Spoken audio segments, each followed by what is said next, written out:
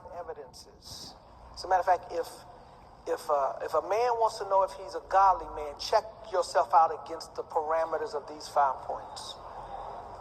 If you're looking at a potential guy that you think you might want to marry, evaluate whether or not he measures up to these 5. Now, let me just forewarn the ladies, you're not going to find a man who has all 5 of these points. The one man who met every criteria was Jesus, and he chose not to get married.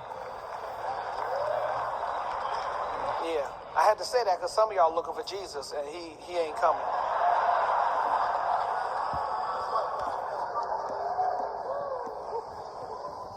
But I do want you to have some level of a standard.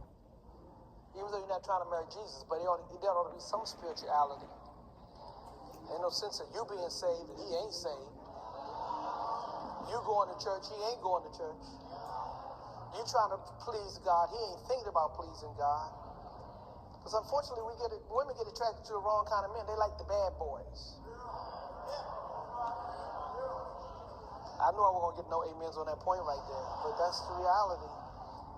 And my assignment is to try to elevate the standard of what you do, brothers, in your life, and what the women look for in the men that they spend time with or even engaged to or get married to. There ought to be some standards. So let me talk about these 5 points, and I'll be out of y'all hair. I'll leave you alone. I'm going to punch you in your face, bam, real hard, then I'm going to let you go.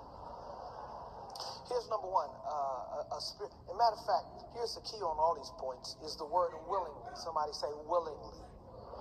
That's a key point. Matter of fact, it is the opening word on each one of these points. There's a level of willingness in this person's life, in a man's life. He willingly does things. He willingly. He's not forced. He's not big. You don't have to cry to get him to do it.